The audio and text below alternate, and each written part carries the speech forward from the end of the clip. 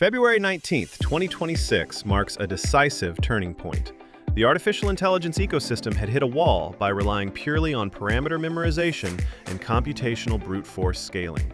The entire industry urgently needed to evolve towards architectures that favored human-like System 2 reasoning, models capable of iterating, planning structurally, and correcting errors before outputting a single token.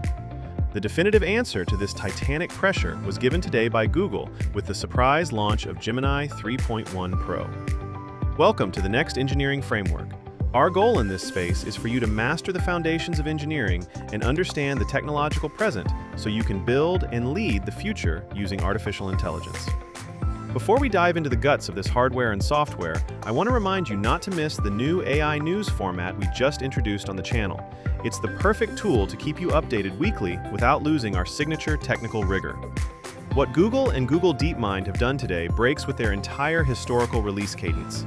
Instead of the classic mid-cycle updates, the 0.5 versions, they have introduced a 0.1 increment to immediately deploy the deep reasoning capabilities of the Gemini 3 DeepThink mode. We are talking about a multimodal foundation model specifically designed for logical mathematical inference in advanced agentic workflows, democratizing a brutal level of intelligence to bring it directly to electronic design automation, photonics, and physical simulation. First, let's analyze its imposing architecture and its massive context window. Gemini 3.1 Pro supports a massive ingestion of 1,048,576 tokens. This allows you to dump entire code repositories or hundreds of technical manuals all at once. Furthermore, its output limit has been set at 65,536 tokens, which is vital in engineering for generating complex scripts or massive data structures in a single continuous pass. Although the model ingests text, images, video, and audio to extract patterns from raw visual data, its output is exclusively text and code. To compensate for the lack of native pixel rendering, it uses a brilliant visual generation approach based on SVG code. Think of this visual generation like designing the traces of a high-frequency printed circuit board. If we draw the blueprint with pixels, when we try to zoom in on the finest traces, the image will blur and will lose geometric precision. However, if we use pure mathematical vectors, it's like tracing the design with an absolutely precise laser. We can scale the blueprint from a nanometer to the size of a building without losing a single drop of resolution, all while maintaining a tiny computational footprint. This is how this model compensates for graphics creation, through pure mathematics. The second fundamental aspect lies in its agentic capabilities and the colossal hardware infrastructure that supports it. Google has divided the model into hyper-optimized endpoints, notably custom tools. This endpoint has been fine-tuned to prioritize system commands, making it ideal for the new Google Anti-Gravity development platform.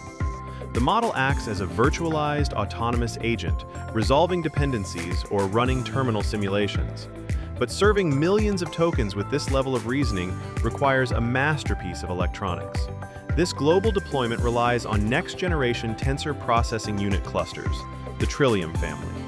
To overcome the classic HBM, high bandwidth memory, bottleneck, Google uses optical circuit switches and silicon photonics, interconnecting tens of thousands of accelerators using light, achieving sub-microsecond latencies. It is the perfect hardware to bear the weight of this synthetic mind. Finally, the third dimension that validates this breakthrough is its empirical performance, designed to punish memorization and reward pure logic.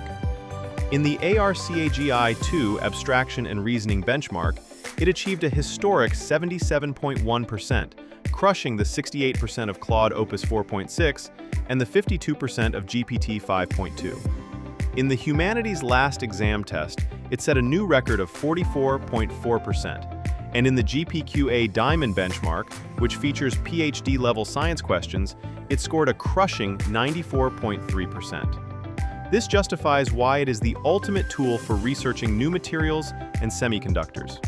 Companies like JetBrains are already reporting a 15% improvement in their operations, and Databricks has immediately integrated it into its core. However, as engineers, we must critically analyze its limitations. In pure niche programming, OpenAI's GPT 5.3 codex maintains a slight lead of 56% compared to 54% in autonomous benchmarks. Additionally, we face an economic challenge dictated by the model's high verbosity. By thinking deeply, it generates millions of internal tokens. While input costs a competitive $2 per million tokens, the output price scales drastically to $12. If we don't implement strict limits in our automations, cloud inference costs will skyrocket. Lastly, its extremely high analytical capacity clashes with frontier safety. The filters against biological or chemical risks are so extreme that they can generate false positives, proactively blocking legitimate scientific research. In conclusion, Gemini 3.1 Pro crystallizes the impending agentic future. Google has encapsulated tremendously complex research heuristics into a synthetic compute engine that is essential for data analysts, electronic engineers, and researchers. The real challenge for the industry starting today will not be whether we should use this intelligence, but how to tame its high verbosity and intelligently manage its costs to integrate it efficiently into our projects. And now I would like to ask you, after analyzing this immense reasoning capacity alongside its high output costs, do you think the future of engineering lies in using these massive models for everything? Or do you prefer smaller, more economical models that are hyper-specialized in a single task?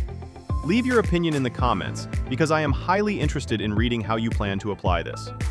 Do you want more videos like this, deeply analyzing new AI architectures as they hit the market? Let me know. Subscribe so you don't miss anything. And remember our goal: to understand the engineering of today to build the future with artificial intelligence. See you in the next video.